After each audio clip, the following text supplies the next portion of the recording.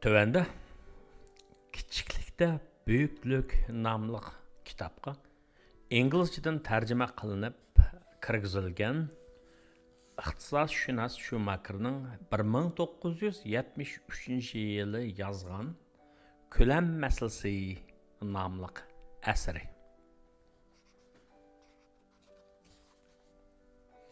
Ko'lam masalasi.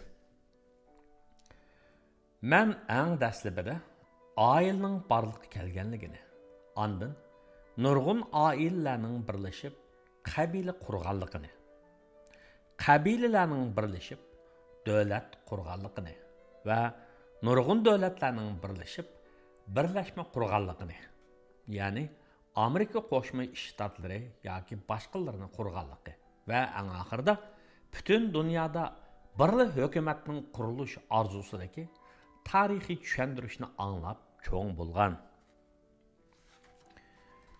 Mümkünçiligi bardek tuyuladigan bu hikoyani anglagan chig'imdan boshlab, men bu jarayonlarga alohida qiziqish bilan diqqat qilib keldim. Lekin anglaganlarim va kutganlarimga zid keladigan ishlarning yuz berayotganligiga, ya'ni milliy davlatlarning ko'payayotganligiga diqqat qilmay tura olmadim. Bundan 25 yil ilgari BDT, ya'ni Birlashgan Davlatlar Tashkiloti 60 tak a'zo bilan qurilgan edi. Hozir uning soni BDT yangi qurilgan chaqdagidan 2 hassa ortiq bo'lib, bu son davomli ko'payib mangmoqda. Yosh chig'imda bu xil ko'payish jarayoni balqonlashish deb atilib, nachar ish deb qaralatdi. Gerçi hamma birdek uni nachar ish deb qaragan bo'lsa-mu, dunyoning ko'p qismida bu xil jarayonning kishiga rohatlik berayotganiga 50 yildan oshdi. Cho'ng birliklarning nurg'ulg'an kichik tarkiblarga bo'linish xohishi bor.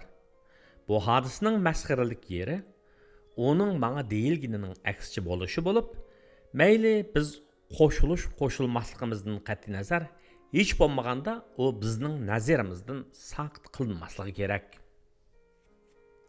Ikkinchidan, men bir davlatning ro'naq tepishi uchun u davlat cho'ng bo'lishi kerak. Davlat qancha cho'ng bo'lsa, shuncha yaxshi degan nazariya bilan cho'ng bo'lgan. Buni qarmoqqa intayin mumkin deb ko'rindi.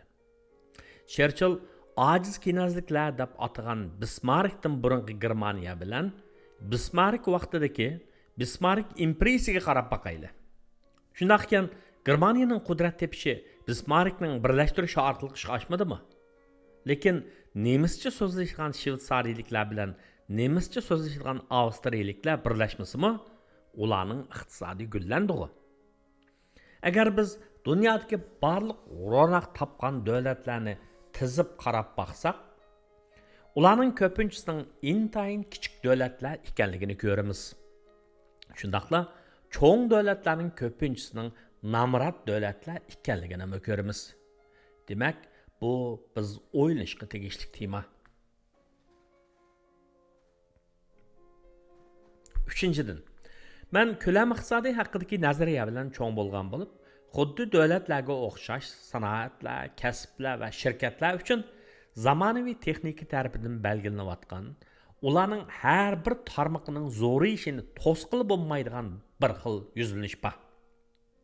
Hozir tarixda ko'rilib boqmagan intayin cho'ng tashkiliy apparatlar va qurilmalar bor. Lekin Angliya va Amerikaga o'xshash davlatlarda kichik qurilmalarning soni ko'payyapti. Bu kichik qurilmalarning ko'pinchisi bakil o'rnak topgan bo'lib, jamiyatlarni taraqqiyotning mevalari bilan nesivlantiryapti.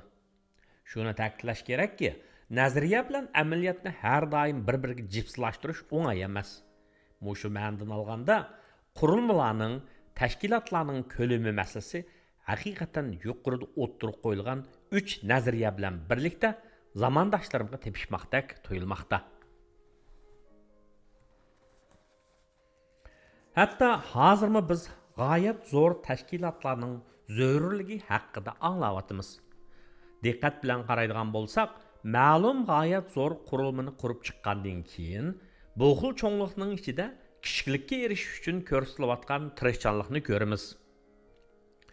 Amabab avtomobil şirketining lideri Silon Efendining eng cho'ng töhfisi uning bu g'oyat zo'r shirkatning qurilmasini tanishib, uni foyda ko'ra oladigan nurg'un kichik shirkatlarning birlashmasiga aylantirganligidir. Angliya davlatlik ko'mirsozlik shirkati G'arbiy Yevropadagi cho'ng shirkatlarning biri bo'lib, shirkat mudiriyat raisi Lord Robbins bu shirkatning butunligini saqlaydigan, ammo nisbiy shaklda erkin harakat qiladigan nurg'un kichik shirkatlarni qurib chiqish uchun ko'p tirishchanlik ko'rsatdi. U bir cho'ng tashkilotning ichida o'z-o'zini nisbiy shaklda mustaqil idora qilib, o'zining taraqqiyotini qo'g'lisha oladigan, ammo bir-biri bilan moslasha oladigan nurg'un kichik qurilmalarni barliqqa keltirdi. Reallikdan ayrilib qolgan nurg'un nazariyachilar cho'ng hajmli shirkat mastonligidan qutulolmagan chog'da nurg'un amaliyotchil kishilar kichiklikning, ya'ni kichik qurilma, kichik shirkatlarning qulaylikligi, insonparvarligi va boshqarishga aplik bo'lishdek har xil imkoniyatlardan foydalanib, o'zlarining foydasini oshirish uchun tirishdi. Bu xil yuzlanishni har qanday kishi ko'z tutib tushunib yetalaydi. Endi yana bir nuqtadan bu temaga nazar tashlaylik. O'zimizdan zodi nimaning insonlarga kerakli ekanligi haqida so'rab boqayli. İnsanlarning hayotligida ularning kam deganda erkinlik va tartibdan iborat ikki narsaga bir vaqtda ehtiyoji tushadi. Qarmoqqa bu ikkisi chiqisholmaydigandek, bir-birini chatga qoqadigandek ko'rinadi. Biz nurg'un kichik tashkilot yoki qurilmalarning erkin bo'lishini xohlaymiz. Shuning bilan birga cho'ng ko'lamli yer shari xarakterli qurilmalarning tartiblik, birlik va hamkorlik asosida mavjud bo'lishini istaymiz. Amaliy harakatlanib aytganda, aniqla bizning kichik qurilmalarga ehtiyojimiz tushadi. Chunki harakat yuqori darajadagi xususiy ish bo'lib, kishi har qanday vaqtda oz sondagi chekli kishilardan boshqa kishilar bilan aloqa qilsa bo'lmaydi. Lekin ideyadan tortib prinsip, etika, tinchlikning butunligi, hatto ekologiya dunyosiga kelganda bizning insoniyatning birligini tonish va bu xil tonish asosida harakat qilishga ehtiyojimiz tushadi. Boshqa qilib aytganda, barliq insonlarning bir-biriga bog'langanligi, qarindoshligi haqiqat. Lekin bizning konkret kishilik munosabatimizda osonlik kishilarga muhabbat ko'rsatganimiz, butun insoniyatga muhabbat ko'rsatishga qaraganda shu osondagi kishilarga alohida qaraydiganligimizmi amaliyotdir. Biz insoniyatning qarindoshligi haqida og'ziga tegmay so'zlaydiganlarning o'z qo'shnilariga dushmanlik qiladiganligini, xuddi barliq qo'shnilar bilan yaxshi munosabat o'rnatib, o'zining alohida chambargining sirtidagi boshqa kishilarga qo'rqinchli darajada bir taraflama qarashda bo'ladigan kishilarni yaxshi bilgandeklar, yaxshi bilamiz. Mening bu yerda ta'kidlamoqchi bo'lganim ko'lam masalasidan so'z ochganda, insonlik talabining ikki yuzlik bo'ladiganligi, ma'lum bir yakka javobning yo'qligidir. O'zining har xil maqsadlari uchun odamning cho'ng kichik, ba'zilari xos, yana ba'zilari hammaga o'rtaq bo'lgan qurilmalarga ehtiyoji tushadi. Biroq kishilar bir-biriga ziddiyatlik ehtiyojning chinligini bir vaqtda o'z ko'nglida tutishning qiyinligini his qilishadi. Ular doim masalani hal qilishning oxirgi chorasini topa olmaydigandek qiladi. Go'yo real hayotda masalani hal qilishning oxirgi halqisining o'limdan boshqa chorasi bordek. Ishlarni izg'i silishda eng muhim prinsip cho'qim muayyan tangpunqni saqlashdir. Bugun biz universal holda cho'ngchilikqa cho'qinishning qurboniga aylanib ketyapmiz. Shundaq bo'lganlikdan biz uyg'un kelgan har qanday ishda kichiklikning go'zal bo'lganligida ching turishimiz zarur. Mabodo tema yoki maqsaddan mustasno holda kichiklikka cho'qinish ustunlikni egallasa, u holda qarama-qarshi yo'nalishga ta'sir ko'rsatishni sinishimiz kerak. Ko'lam masalasi yana mundaqmi sharhlashga bo'ladi. Bütün ishlarda lozim bo'ladiganini farqlantirish va tartib silishdir. Har bir ishning o'zining muvofiq ko'lami bo'ladi. Ma'lum faoliyat qancha yangroq va qaynoq bo'lgan sari, uningga qatnashadigan kishilarning soni oz bo'ladi. O'rnatilish zaruriyati bo'lgan munosabatning miqdori ko'p bo'ladi. Misol uchun o'qitishni olaylik. Har xil shaklda dars o'tishga qaraganda mashina bilan dars o'tishning afzalligi haqida soatlab munozara bo'ldi deyli.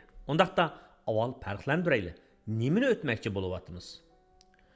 Bu ahvolda shu narsa bizga ayon bo'ladi-ki, ba'zi narsalarni intayin xususi bo'lgan muhitda o'tkili bo'ladi.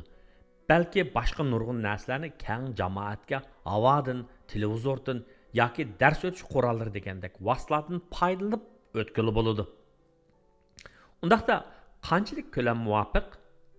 Bu bizning nimani o'tishimizga bog'liq. Hozir ko'lam masalasi siyosatda, ijtimoiy va iqtisodiy ishlarda, jumladan hamma ishlardagidek intayin muhim. Masalan, bir shaharning muvofiq ko'lami qanchalik bo'lishi kerak? Shundaqli yana boshqa bir davlatning muvofiq ko'lami zodi qanchalik bo'lishi kerak deb so'rashim mumkin. Endi bu bir jiddiy qaraydigan qiyin masalaga aylanadi. Buning javobini kompyuter programmasi orqali topib bo'lmaydi. Hayotlikdagi intayin muhim narsalarni hisoblab chiqarish mumkin emas. Nimaning to'g'ri ekanligini biz bevosita hisoblab chiqa olmaymiz, lekin biz nimaning xato ekanligini bilamiz. Garchi biz ularning normal holatida bu 5% ko'p bo'lish kerak, 5% oz bo'lish kerak deb ularga hukm qila olmasaqmi, masalalarning eng oshqun holatlarida biz ularning to'g'ri xatoligini to'nib yetalaymiz. Bir shaharning ko'lamini olaylik. Kishi bu haqda eng to'g'ri bo'lgan o'lchamni bekita olmaydi. Shundaqdimi men bir shahar nüfusining eng yuqori chekining 500 ming atrofida bo'lishini ko'ngildagidek bo'lish mumkin deb o'ylayman. Aniqki, yuqoridagi nüfus ko'lami bu shaharning husniga hech nima qo'shmaydi. London, Tokio yoki Nyu-Yorkdagi yerlardagi millionlagan kishilar u shaharlarning haqiqiy qimmatiga hech nima qo'shmaydi. Faqatlar nurg'un masalalarni tug'dirib, insonlikni qadrsizlashtirib o'tadi. Shunga bir shahar nüfusining eng ko'p chekining 1,5 million bo'lishi muvofiq bo'lishi mumkin. Bir shaharning haqiqiy nüfusining tovanchigigimi bir nima deyish texmatas. Tarixdagi buyuk shaharlarga 20-asrning o'lchami bilan qaraganda ular intayin kichik bo'lgan shaharlardir. Shahar madaniyatining muassasalari va aslarlari muayyan boylikning jug'ilinishiga bog'liq. Biroq qanchalik boylikning jug'ilinishi shaharning qandaq madaniyatni qo'g'lishiga bog'liq. Falsafa, san'at va din ishlariga ko'p pul ketmaydi.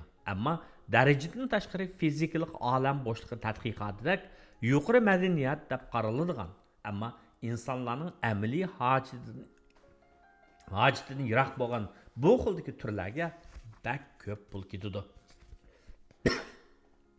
Mening shaharlarning muvofiq ko'lami haqida savol qo'yishim shaharlarga aloqador bo'lganligidan bo'lib qolmasdan, mening nazarimda bir davlatning ko'lamini o'ylashganda bu eng munosabatli nuqta bo'lganligidir.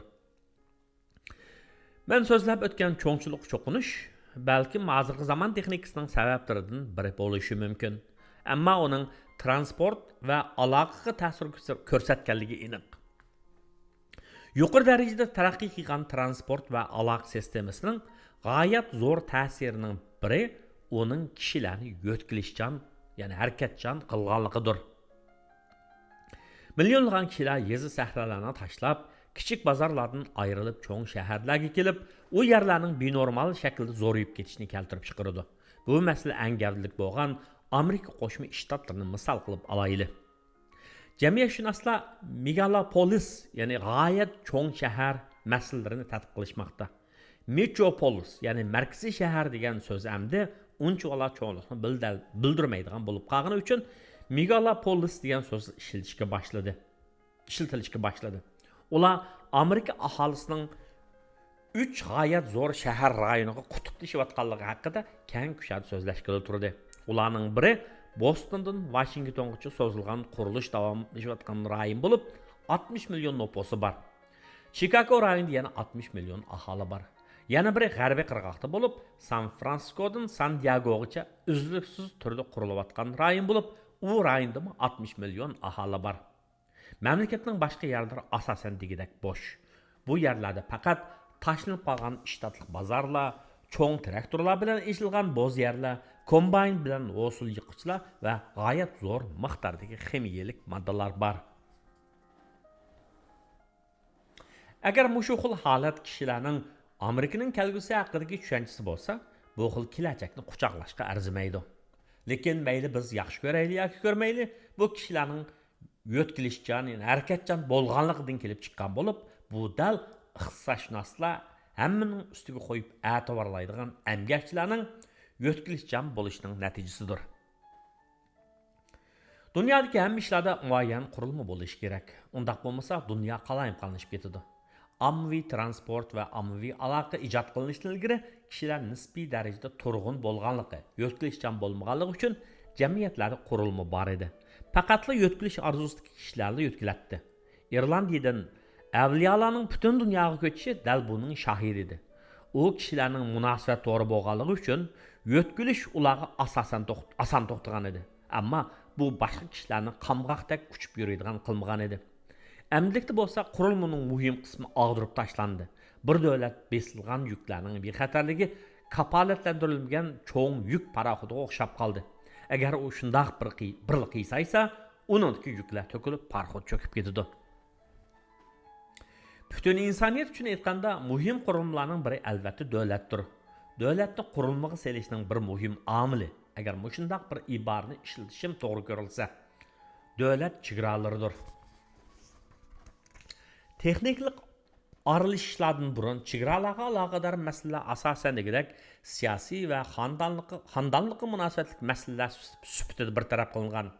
Chegaralar siyosiy kuchlarning cheklimsizligidan iborat bo'lib, navoda urush yuz berib qolsa, hokimiyatlarning qanchalik kishini urushga safarbar qila olishini belgilaydi. Iqtisodshunoslar chegaralarning iqtisodiy to'saq bo'lishiga qarshi turgani uchun erkin savdo ideyasi tug'ilgan. Lekin kishilar va tovarlar erkin yo'tkilib yurolmaydi.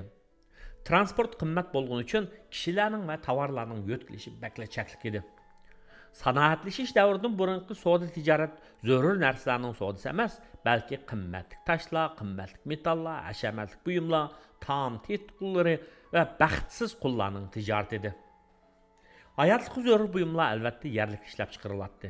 Tabiiy ofat mazgilini hisobga olmagan chaqlardagi kishilarning yo'tkilishi, ya'ni Irlandiyalik avliyolar yoki Parij universitetining olimlaridek safar qilishga alohida sabablar bo'lgan kishilar bilan cheklanadi. Mana endi hamma narsa va hamma kishi yo'tkilishchan bo'lib ketyapti. Demak, hamma qurilmalar tahdidga uchrayapti va ma'lum darajada bu qurilmalarning hammasi burun ko'rilib boqmagan darajada ojizlikni oshkorlayapti. Keynes janoblari tish doktorligiga o'xshash yomon emas bir kasbga aylansa ekan deb umid qilgan iqtisod kasbi tuyuqsiz butun kasblarning xontajisiga aylandi. Iqtisodiy siyosatlar hukumatning barliq diqqatini o'ziga tortib ketdi va shuning bilan birga texmi yaramas bo'lib ketdi. Bundan 50 yil ilgari kishilar qiynalmayli bejara oladigan oddiy ishlarni hozir oson tamomlag'ili bo'lmaydigan bo'lib ketdi. Bir jamiyat boy bo'lgan sari darhol foyda bera olmaydigan, ammo qilishga ishlarni qilish mumkin bo'lmay qoldi. Shuning bilan iqtisod kasbi qulluqni keltirib chiqarib, tashqi siyosatning hammasini degidak o'ziga singdirib ketdi. Kishilar, "Ha, to'g'ri, biz bu kishilar bilan bir safda turishni xohlamaymiz, biroq biz iqtisodiy jihatdan bularga tayinimiz. Shunga ularni xo'sh qilishimiz kerak" deyishidi. Bu xil ahvol barliq axloqiy nizomlarni yeb ketib, insonlar duch kelayotgan masalalarning ichida hammaning oldiga o'tib oldi. Endi shu narsa ro'shanki, bu bir xil kasalga mubtalo bo'lgan taraqqiyot bo'lib, uning albatta nurg'un yildizlari bor. Va uning bir aniq yildizi transport va aloqada ishlangan zamonaviy texnikaning muvaffaqiyatida yotadi. Kishilar erkin logikasiga tayanibla bu masalaga ko'z yuritib, tezratlik transport va qulaylik aloqaning erkinlikning yana bir sahifasini ochganligiga ishonishidi. Ba'zi arzimas jihatlardan olganda bu miras. Lekin ular bu xil muvaffaqiyatlarning erkinlikni vayron qilib, hamma narsani osonlik zarbiga uchratadiganligiga, kishilarni oshqun darajada andishiga tushirib qo'ydiganligidek pokitsal qaraydi. Mubada idroklik siyosiy nizomlar turg'izilib, bu xil texniklik taraqqiyotlarning buzg'unchilik ta'sirini ojizlatadigan muvofiq tadbirlar ilinmasa, bu xil texniklarning ilib bilgan foydasining ziyni ko'p bo'ladi. Texnikning bu xil buzg'unchilik ta'siri cho'ng davlatlarda gavdalik darajada ig'ir bo'ladi. Biz yuqorida ko'rganimizdek, chegara rayonlar qurilma paydo qildigan bo'lib, kishilar uchun o'zi tug'ilib cho'ng bo'lgan zaminni tashlab, chegarani kesib o'tib, yot elda yildiz tortish, uning o'z vatanining chegarasi ichida yo'tkilib yashashiga qaraganda cho'ng qaror hisoblanadi. Bir davlat qancha cho'ng bo'lsa, ko'chman bo'lib yashash shuncha ig'ir bo'ladi. Boy va nomrod davlatlarning har ikkisida uning buzg'unchilik ta'sirlarining iznasini topqili bo'ladi. Aytib o'tganimizda, Amerika Qo'shma Shtatlaridagi boy davlatda u megalopolis, ya'ni g'oyat cho'ng shahar paydo qiladi. Shundaqla u yana nopos intayin tez surat ko'payib borgan jamiyatda o'rnini topolmagan, o'zini tashlab o'tgan odamlar to'pini paydo qiladi. Mushuning bilan bevosita munosabatli bo'lgan jinoiy masalalarni, yoqlashni, besimni va hatto oilalarga berib taqiladigan ijtimoiy buzilishni keltirib chiqaradi.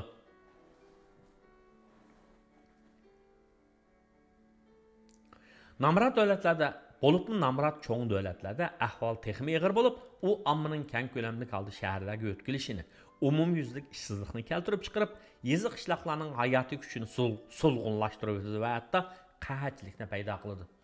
Bu ichki uyushqoqligi bo'lmagan, eng yuqori darajadagi siyosiy muqimsizlikqa to'lgan qo'sh yuzlik jamiyatning barliq kelishi bilan xulosalanadi.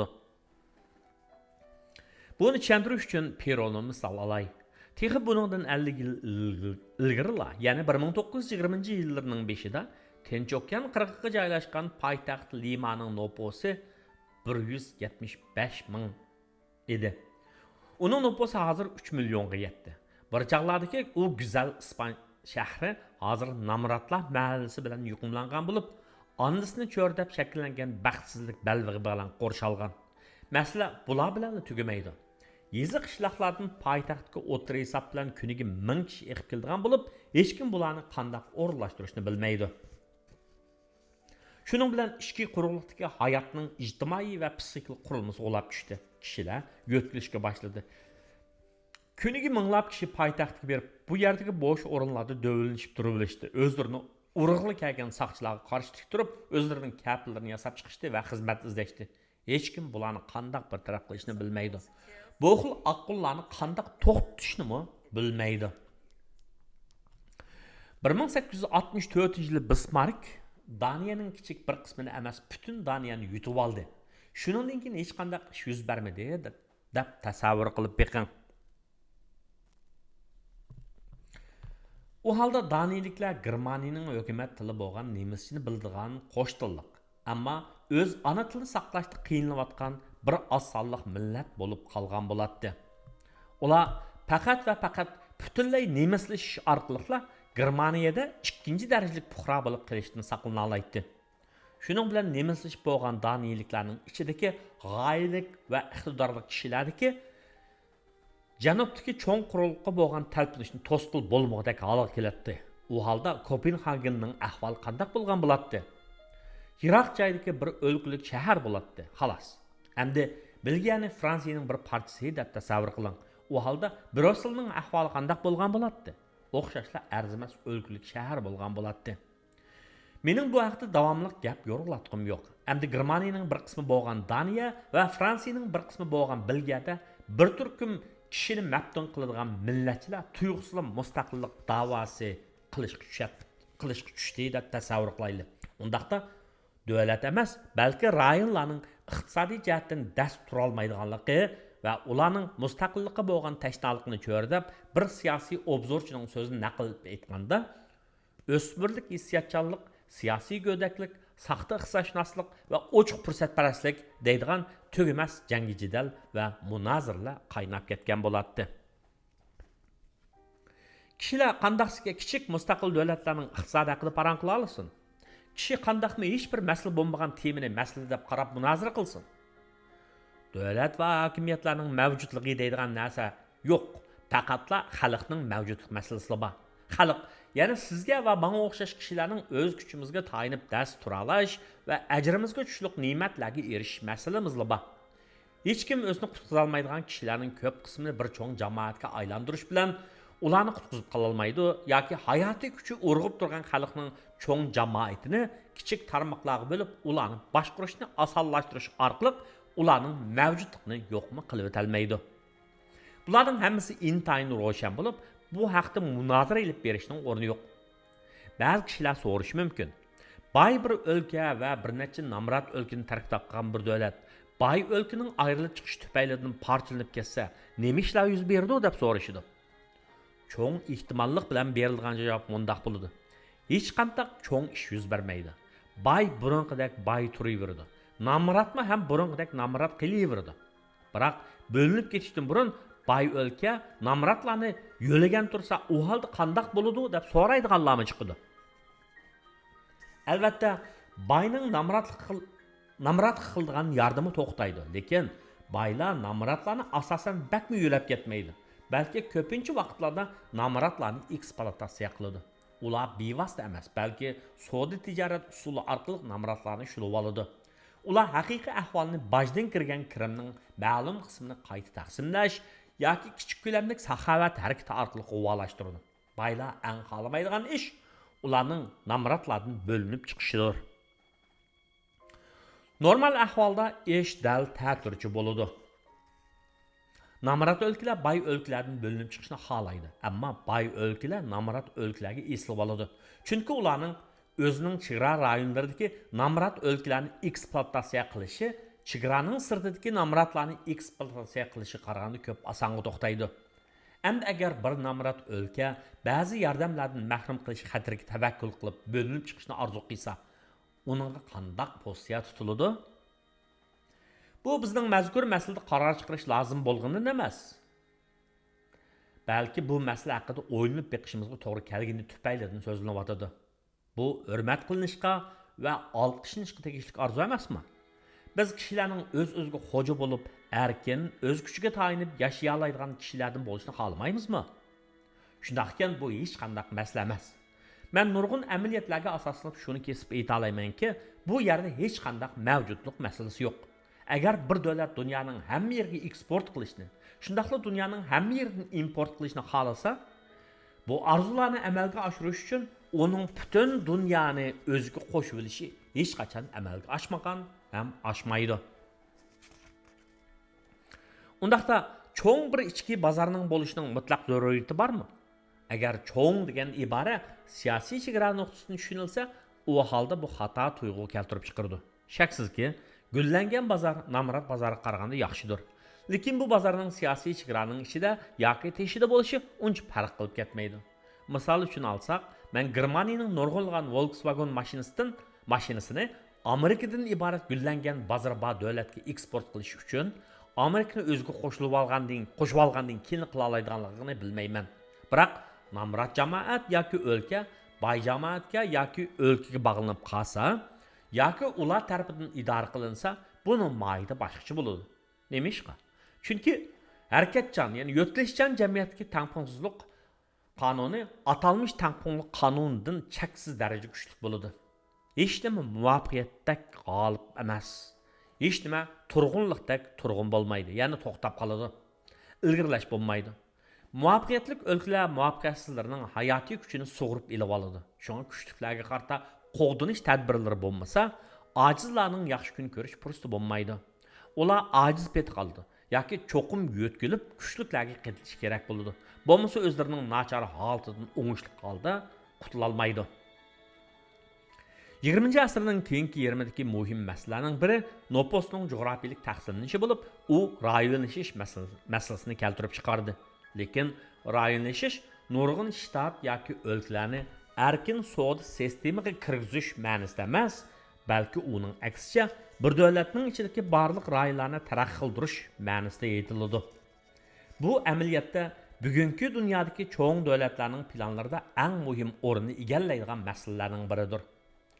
Hozir nurg'un kichik davlatlarda ko'tarilayotgan millatchilik o'z-o'zini idora qiladigan hukumatga va atalmış mustaqillikqa bo'lgan insonlik rayonlarning taraqqiyot ehtiyojiga qaytarilgan oddiy holatdagi logikalik va idroklik inkoslardir.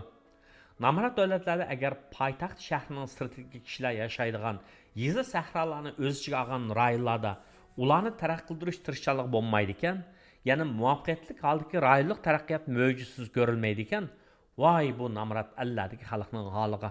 Ular yanıla atam aytgan bayqi, anam aytgan bayqi pardasida umidsiz holda namrat qilaverdi. Agar namrat rayonlarga qarta ularni taraqqiy qildirish haqida tirishchilik ko'rsatilmasa, u yerdagi xalqning tanlashi shu baxtsiz holatda yashab qilaverish yoki cho'ng shaharlarga ko'chib ketish bo'lib, ularning cho'ng shaharlarga ko'chib borgandan keyingi holati ham nachar bo'lib ketadi. An'anaviy aql parasatning kunimizdagi iqtisodga tatbiqlanib turibmi, namratlarga hech qanday asqatalmasligi haqiqatan g'alati hodisidir. Bay va kuchliklarni texmi bay va kuchlik qilgan siyosatlarning mavjud bo'lib turadiganligi isbotlanib bo'ldi. Sanoat taraqqiyotining poytaxt shahriga yoki boshqa cho'ng shaharlarga amalning barcha yaqin bo'lishi va uning yeziq qishloqlarda bo'lmasligining foyda yaratadiganligimi isbotlandi. Cho'ng turlarning kichik turlarga qaraganda iqtisodiy jihatda foydali bo'lganligimi, kapital zich turlarning emgak zich turlarga qaraganda arziydiganliklari isbotlanib bo'ldi. Hozirgi zamon iqtisodshunosligida qo'llanayotgan iqtisodiy hisobot sanoatchilarni insonlik omilini yo'qotishga, ish ustida xatolik sodir qilgan xizmatchilarning o'rniga mashina qo'llanishga majbur qilyotdi. Shundoq bo'lganlikdan avtomatlashishga va texmi cho'ng bo'lgan narsalarga bo'lgan urinish kuchayib ketyapti. Bu emgigidan boshqa sotilgan narsasi bo'lmagan kishilarni xizmat kelishimida texmi foydasiz ahvolga tushirib qo'yyapti. Hozir iqtisod ilmiy deb o'tilayotgan an'anaviy aql parasat bo'lsa, taraqqiyotga muhtoj bo'layotgan kishilarni, ya'ni namratlarni otlab o'tib ketyapti.